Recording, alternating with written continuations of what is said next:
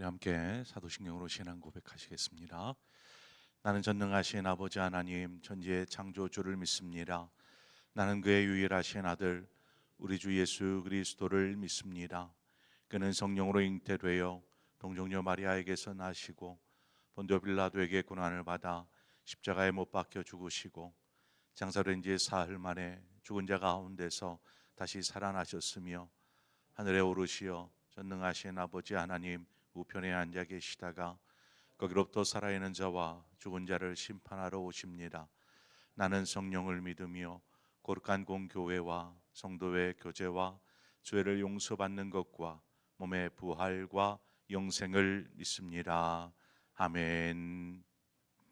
우리 함께 찬송가 212장 찬송가 212장 겸손히 주를 섬길 때 우리 함께 찬송하도록 하겠습니다. 찬송가 212장입니다.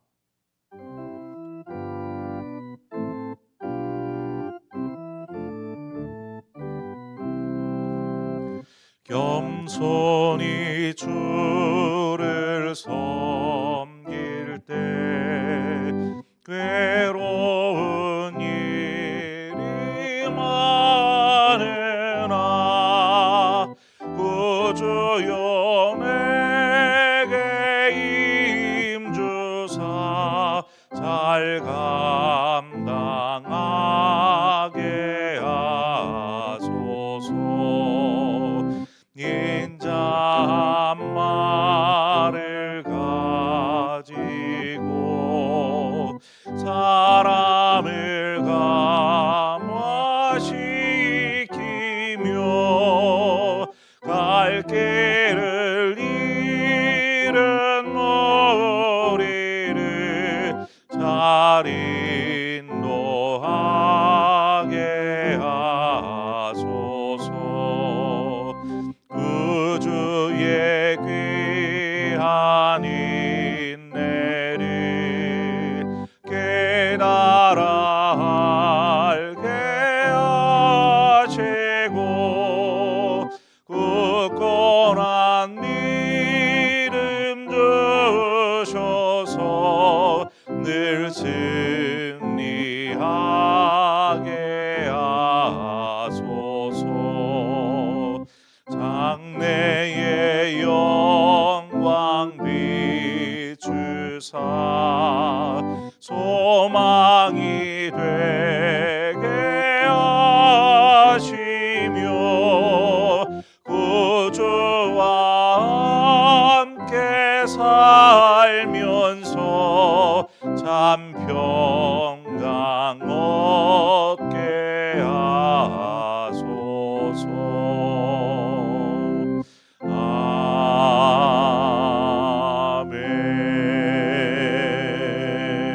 아멘. 하나님의 말씀 보겠습니다. 열왕기 하 1장 9절에서 18절의 말씀입니다. 열왕기 하 1장 9절에서 마지막 18절의 말씀을 우리 함께 한 절씩 교독해서 보도록 하겠습니다. 이에 50부장과 그의 군사 50명을 엘리야에게로 보내매 그가 엘리야에게로 올라가 본즉 산 꼭대기에 앉아 있는지라. 그가 엘리야에게 이르되 하나님의 사람이여 왕의 말씀이 내려오라 하셨나이다.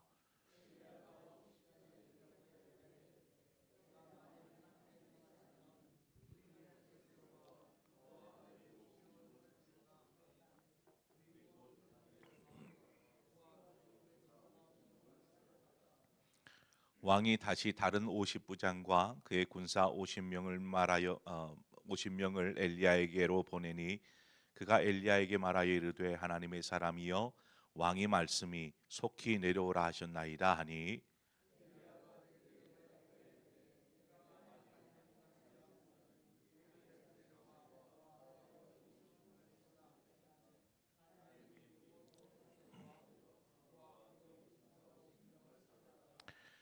왕이 세 번째 50부장과 그의 군사 50명을 보낸지라.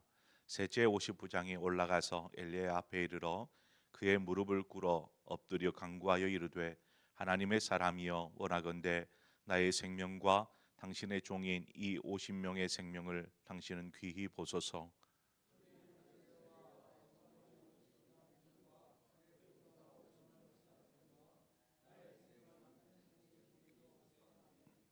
여호와의 사자가 엘리야에게 이르되 너는 그를 두려워하지 말고 함께 내려가라 하신지라. 엘리야가 곧 일어나 그와 함께 내려와 왕에게 이르러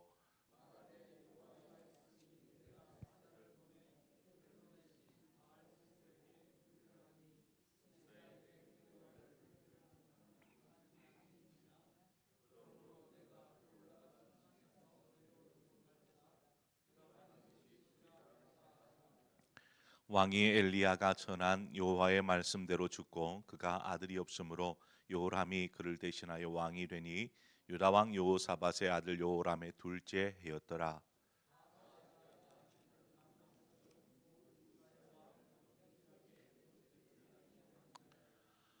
아멘. 어, 아하시아가 엘리야가 전한 소식을 듣게 되지요.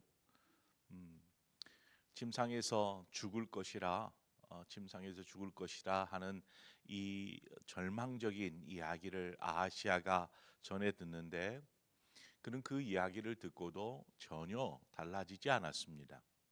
오히려 그런 악담을 늘어놓는 엘리야를 붙잡기 위해서 50부장과 그의 휘하에 있는 50명의 군사를 보내게 됩니다. 오늘 그 얘기가 좀 계속해서 나오는데 엘리야에게 이른 50부장은 왕의 명령을 전하죠. 오늘 본문을 보면 하나님의 사람이여 왕의 말씀이 내려오라 하셨나이다. 여러분 한번 이 50부장이 엘리야에게 하는 이야기를 한번 들어보세요. 하나님의 사람이여 왕의 말씀이 내려오라 하셨나이다. 어때요? 느낌이 어떻습니까? 뭐 별 크게 문제될 것 없지 않아요. 그죠? 이 문장 50부장이 한 이야기를 보면 그냥 이것을 글로 읽으면 그렇게 크게 문제가 될 것이 없어 보입니다. 그런데 이처럼 엘리야를 뭔가 하나님의 사람이요 왕이 당신을 만나기를 원합니다. 왕의 말씀이 당신 내려오라고 합니다. 하는 전령처럼 엘리야에게 이야기한 것처럼 보여지는데 결코 그렇지 않습니다.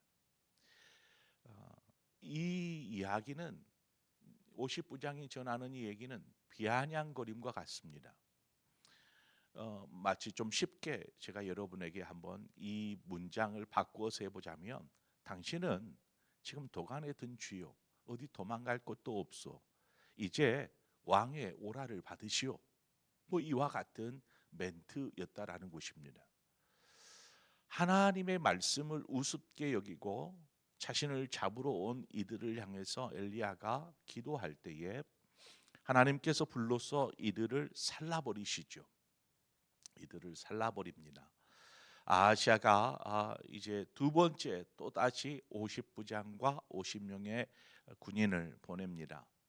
앞선 부대가 엘리야로 인하여서 불살라 죽임을 당했다라는 것을 알기에 아마 두 번째 50부장은 나름의 대비를 해야 했을 것이라고 생각이 됩니다. 어떤 대비를 했을까요? 그런데 그 역시 엘리야 앞에서 똑같은 태도를 취합니다. 내가 하나님의 사람 엘리야냐? 왕의 명령이니 냉큼 내려와 왕의 오라를 받으라. 뭐 이와 같은 이야기를 하죠. 이때에도 똑같이 엘리야는 하나님께 기도했고 하나님의 불이 하늘로부터 내려서 50부장과 50명의 군인을 다 불살라 버립니다. 아시아가 이렇게 두 차례의 일들을 경험했음에도 불구하고 또다시 50부장과 50명의 부하를 보냅니다. 여러분 앞서 두 번에 걸친 군대가 불로 몰살을 당했으면 이쯤 되면 뭔가 다른 방법을 강구해 보거나 생각해 봐야 되지 않겠습니까? 그런데 똑같은 방법으로 엘리야에게 보냅니다. 뭐 더 많은 군대를 보낸 것도 아니었고 똑같은 방법으로 50부장과 50명의 군대를 보내죠. 여러분 여기에서 아하시아의 어떤 고집스러움이 드러납니다. 한번 누가 이기나 해보자. 네가 이기나 내가 이기나 한번 해보자라는 식이죠. 그만큼 아시아의 마음이 강팍해져 있었다라는 것입니다. 강팍해져 있었다. 그렇게 이제 왕으로부터 보냄을 받아서 엘리야에게 온 50부장. 그런데 50부장은 좀 달랐습니다. 첫 번째, 두 번째 50부장과는 다른 모습을 보이고 있죠. 첫 번째, 두 번째 50부장은 거만함과 오만함으로 엘리야 앞에 섰었다라면 이 세 번째 50부장은 엘리야에게 오자마자 그 자리에 무릎을 꿇고 엎드립니다. 그리고 왕의 명령을 전하기 이전에 자신과 자신에게 딸린 50명의 부하들의 안위를 먼저 구하게 되죠. 13절에 보면 왕이 세 번째 50부장과 그의 군사 50명을 보낸지라 셋째 50부장이 올라가서 엘리야 앞에 이르러 그의 무릎을 꿇어 엎드려 간구하여 이르되 하나님의 사람이여 원하건대 나의 생명과 당신의 종인 이 50명의 생명을 당신은 귀히 보소서라고 이야기합니다. 이 50부장이 하는 행동과 그의 말 속에서 어떤 내용이 담겨져 있는 것 같습니까? 50부장은 엘리야 앞에 엎드리지만 이것은 어떻게 보면 하나님 앞에 엎드리는 것과 같습니다. 그리고 긍휼을 구하죠. 하나님의 긍휼을 구하기에 앞서 그는 너무나 겸손한 태도를 보이고 있습니다. 결국 그 겸손이 그를 살렸다라는 것이죠. 우리가 하나님 앞에 나아갈 때에 어떤 태도를 취해야 할까? 하나님 앞에 설 때에 어떤 태도를 취해야 할까? 예배를 드리기 위해 교회를 오거나 아니면 하나님 앞에 기도하기 위해서 하나님 앞에 서는 그 시간 우리는 어떤 마음과 어떤 태도를 취하는가 한번 생각해 보시기 바랍니다. 민수기 21장에 가보면 이스라엘 백성이 이 광야의 여정, 애굽에서 나와서 하나님이 약속하신 땅으로 가는 그 과정, 이 광야의 여정이죠. 이 광야의 여정이 힘들어 가지고 막 불평을 늘어놓기 시작합니다. 민수기 21장 5절에 백성이 하나님과 모세를 향하여 원망하되 어찌하여 우리를 애굽에서 인도해 내어 이 광야에서 죽게 하는가? 이곳에는 먹을 것도 없고 물도 없도다. 우리 마음이 이 하찮은 음식을 싫어하노라. 이렇게 이야기하는 것을 볼 수 있습니다. 이스라엘 백성이 광야를 지나는 동안에 그러니까 출애굽해서 하나님께서 어떻게 이들을 인도하셨는가 여러분 한번 생각해 보시기를 바랍니다. 그러면 민수기 21장이 이르기까지 어느 정도의 시간이 지난 후에요. 광야 생활을 어느 정도 한 이후에 이스라엘 백성이 원망과 불평들을 늘어놓았다는 것입니다. 근데 그 과정들을 보면은 그렇습니다. 먼저 애굽에서 나올 때 그들은 10가지 하나님의 기적들을 맛보았습니다. 그들은 전혀 피해도 입지 않았고 오직 애굽 사람들만 피해를 입는 10가지의 재앙들을 경험하였죠. 그리고 이들이 애굽에서 나왔을 때에 홍해가 갈라지는 기적을 또 직접 경험하였습니다. 직접 발로 홍해가 갈라진 그 길을 마른 땅처럼 걸어서 홍해를 가로질러 건너갔더라는 것입니다. 뿐만 아니라 이들이 이제 광야 생활을 하는데 하나님께서 그 불기둥과 구름 기둥을 통해서 낮과 밤에 이들을 지키시고 이들을 보호하여 주셨습니다. 여전히 불기둥이 저들을 인도하고 계셨고 구름 기둥이 저들을 인도하고 계셨습니다. 뿐만이 아닙니다. 이들이 애굽에서 가져온 양식이 다 떨어졌을 때에 그때에 하나님께서 어떻게 합니까? 하늘의 만나를 내려주셔서 그곳으로 저들을 먹이시죠. 저들이 목말라 할 때에 하나님께서 반석에서 물이 솟게 하셔서 저들로 목을 죽이게 하셨습니다. 분명히 편안하고 안락하고 풍족하고 누리는 삶은 아닐지 모르지만 저들이 한 것은 아무것도 없어요. 하나님께서 저들을 입히시고 돌보시고 인도하셨다라는 것입니다.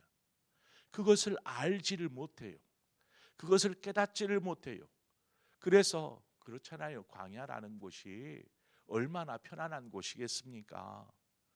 그 무더운 더위 속에 그늘진 곳도 없는 곳에서 생활해야 하는 그 열악한 환경이기에 뭐 그냥 그 원망이 나올 수 있죠. 불평이 나올 수 있는 것이 광야입니다. 그러나 그 광야 가운데서 하나님의 돌보심과 지키심을 기억한다라면 그렇게 해서는 안 되는 것이죠. 이스라엘 백성이 애굽에 있을 때 400년 동안 애굽에 거하지 않았습니까?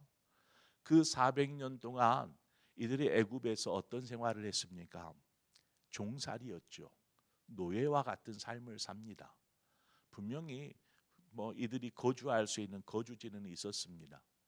나름 뭐 오랫동안 거주하다 보니까 뭐 식생활에 있어서는 뭐 그렇게 크게 어려움은 없었을지 모르지만 이들의 삶은 너무나 고달프고 고통스러운 삶이었습니다. 그래서 이들이 하나님 앞에 그 고통을 호소하지 않습니까? 고통을 출애굽기 2장 23절에 보면 여러 해 후에 애굽 왕은 죽었고 이스라엘 자손은 고된 노동으로 말미암아 탄식하여 부르짖으니 그 고된 노동으로 말미암아 부르짖는 소리가 하나님께 상달된지라. 그러니까 이들의 400년의 삶은 고통스러움이었습니다. 탄식이었습니다.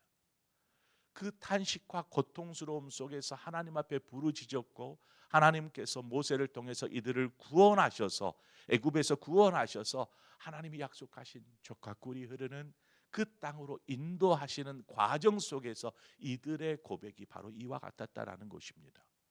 원망, 불평, 이 하찮은 음식, 어느 순간부터 하나님이 공급하시는 그것들이 일용한 양식들이 하찮은 음식이 되어버리고 하나님께서 약속하신 땅을 소망하기보다는 과거에 애굽에 있을 때에 그나마 먹고 사는 것은 그나마 좀 이 광야보다는 낫지 않았느냐라는 과거를 되새기는 것이죠.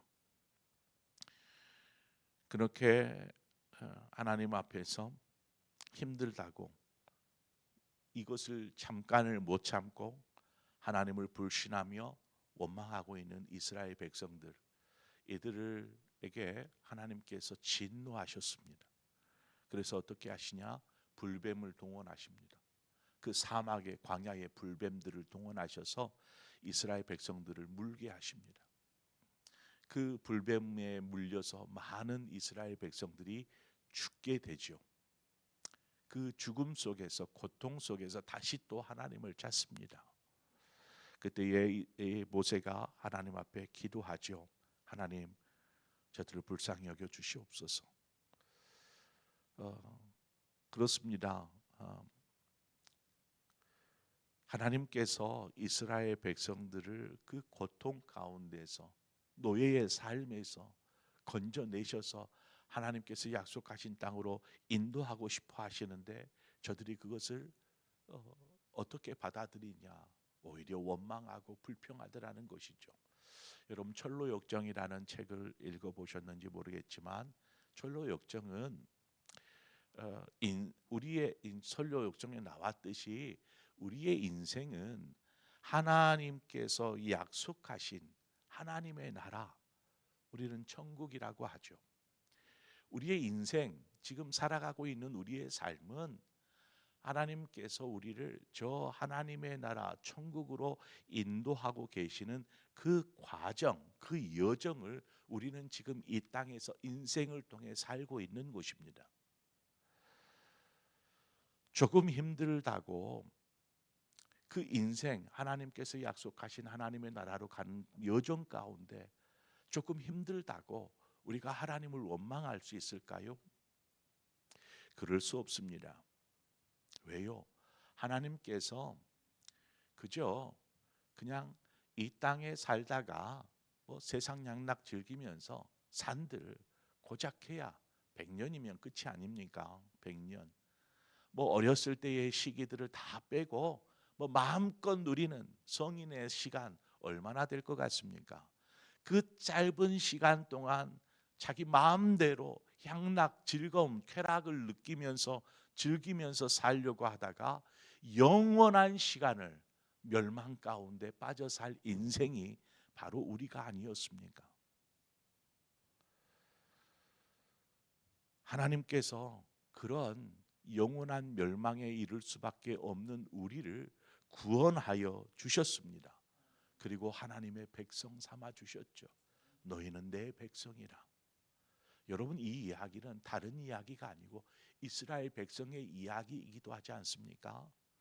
애굽에서 영원히 노예의 삶을 살 수밖에 없을 인생을 하나님께서 저들을 구원하셔서 약속의 땅, 하나님 나라라 할 수 있는 가나안 땅으로 인도하는 그 과정, 광야라는 힘듦이 있지만 그 속에서 인도하셨고 보호하셨고 지켜주셨던 그 하나님을 다 잃어버린 채 과거를 회상하며 그때에 즐겼던 야채 뭐 이런 것들 먹는 것을 생각하면서 그때의 쾌락을 생각하면서 그때의 즐거움을 생각하면서 하나님을 원망하는 불신하고 있는 이 이스라엘 백성들의 모습, 하나님께서 우리를 어떻게 구원하여 주셨는지 우리는 알아야 합니다. 이것이 얼마나 큰 은혜인지, 무엇보다 우리가 이 땅을 살아가는 이 신앙의 여정, 이 여정은 저 영원한 하나님의 나라를 향한 여정이지 않습니까? 그러면 어떻게 이 여정을 살아야 할까? 답이 이미 나와 있잖아요. 답이 하나님께서 자신을 원망하고 불평을 늘어놓는 이스라엘 백성들에게 불뱀을 준비하셔서 물리게 하셨죠. 이로 말미암아 많은 백성들이 죽습니다. 그리고 모세가 하나님 이스라엘 백성을 기억해 주십시오. 불쌍히 여겨 주십시오. 하나님께서 택하여서 불러내셨지 않습니까? 하면서 기도할 때에 하나님께서 모세를 통해서 노뱀을 준비케 하시고 창대에 달아 놓으라. 그것을 보는 이마다 살아나리라. 구원을 다시금 약속하시고 그렇게 행함으로 이 노뱀을 바라보는 이마다 회복되고 살아나더라는 것입니다. 여러분, 노뱀을 바라봤다. 그 사람 분명히 뱀에 물린 사람일 것입니다. 뭐 뱀이 머리를 물겠습니까? 손을 물겠습니까? 분명히 다리를 물었을 테고 다리를 움직이지 못하니까 이들은 엎드려 있었을 것입니다. 엎드려서 장막에서 치료하는 중에 노뱀을 달아놓으니 기어서 그 노뱀을 보기 위해 나아가는 이스라엘 백성들은 살아났다라는 것입니다. 저는 오늘 이 50부장이 한 행동이 노뱀을 바라보기 위해서 기어서 엎드린 채 그 노뱀을 바라보는 이스라엘 백성들의 모습을 보았습니다. 이 모습은 바로 죄인의 엎드림입니다. 죄인의 엎드림. 하나님, 나는 죄인입니다. 하나님 앞에서 긍휼을 구하는 죄인의 모습, 이것은 바로 우리의 태도가 되어야 합니다. 하나님 앞에서는 우리의 태도, 하나님의 백성이지만 나는 여전히 죄인입니다. 하나님의 긍휼을 구해야 하는 나는 죄인입니다. 라는 태도가 우리가 예배하기 위해서 하나님 앞에 설 때에 취해야 될 태도라는 것입니다. 겸손하지 않으면 우리는 살 수 없습니다. 우리가 하나님 앞으로 나아갈 때에 바로 이 마음, 이 태도가 필요한 것이죠. 여러분, 우리 안에 혹여 그렇잖아요. 하나님 앞에 원망하고 불평하는 사람이 엎드려서 불평합니까? 꼿꼿이 고개를 들고 하늘을 쳐다보며 손가락질을 하며 하나님 어떻게 그럴 수 있습니까? 왜 내 삶에 이러한 어려움과 문제와 아픔과 슬픔과 눈물이 있게 하십니까? 하나님이 정말 살아 있습니까? 원망하고 불평하는 사람이 겸손할 수 있나요? 그럴 수 없어요. 하나님에 대한 불신과 원망에 하나님을 향해 꼿꼿이 거만한 우리 첫 번째, 두 번째 50부장이 취했던 태도, 오만하고 거만하고 불신하고, 이 태도가 혹여 우리 안에 있는지 우리는 좀 살펴보아야 합니다. 그리고 다시금 하나님 앞에 겸손을 취하는 것이죠. 베드로전서 5장 5절의 말씀을 보니까 하나님은 교만한 자를 대적하시되 겸손한 자들에게 은혜를 주시느니라. 그 은혜가 우리 가운데 있기를 소망하며 우리가 하나님 앞에 늘 겸손하게 엎드려서 하나님, 나에게 긍휼을 베푸시옵소서, 우리를 돌아보시옵소서, 우리를 회복시켜 주시옵소서. 이와 같은 신앙의 태도를 통해서 우리의 인생의 여정이 조금은 고달파도 주님과 함께하는 저와 여러분의 삶이 되어지기를 주님의 이름으로 축원을 드립니다. 기도하겠습니다. 좋으신 하나님 아버지, 은혜와 사랑을 감사합니다. 오늘 이 새벽에도 우리를 불러주시고 하나님 앞에 서게 하시는 아버지, 하나님, 우리가 어떠한 모습으로 하나님 앞에 서 있습니까?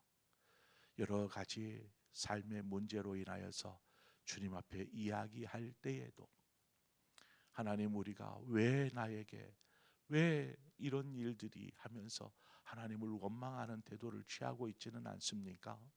하나님은 언제나 우리와 함께 하셨고 지켜주셨고 필요를 채워주셨고 오늘을 살게 하셨음을 우리가 잘 압니다.